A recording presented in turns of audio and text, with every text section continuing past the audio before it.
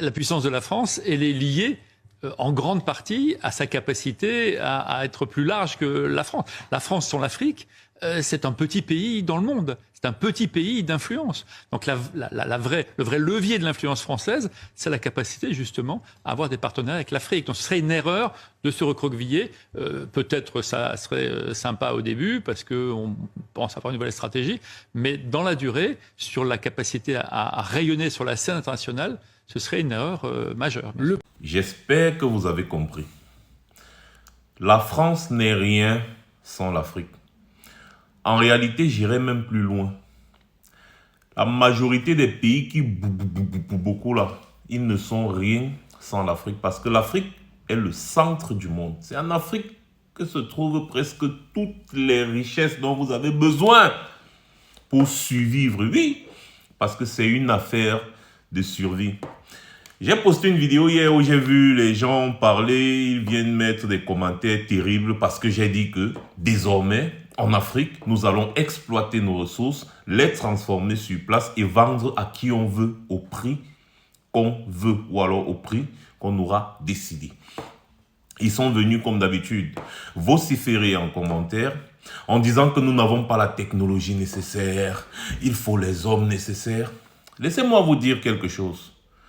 Moi, je pars du principe selon lequel l'Afrique n'a pas besoin des ressources-là pour vivre.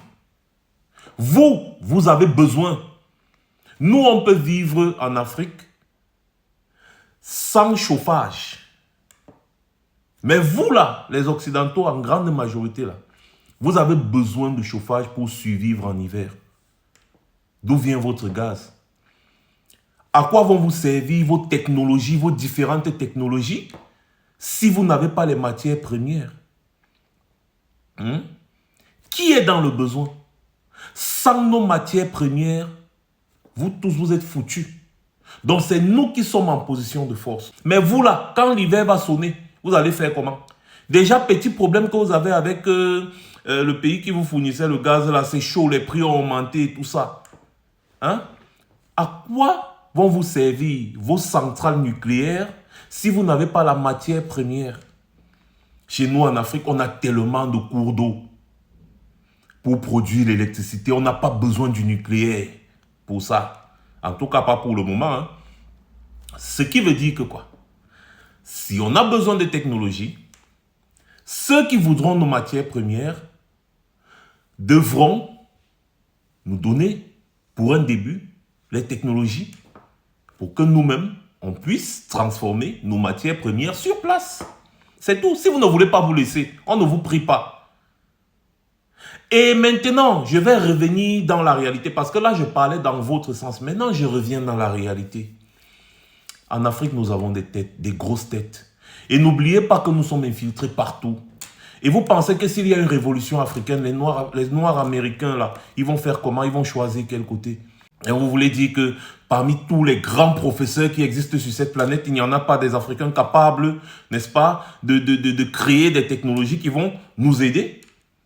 Ce qui manque à l'Afrique, ce n'est pas la compétence. C'était juste la volonté politique des dirigeants.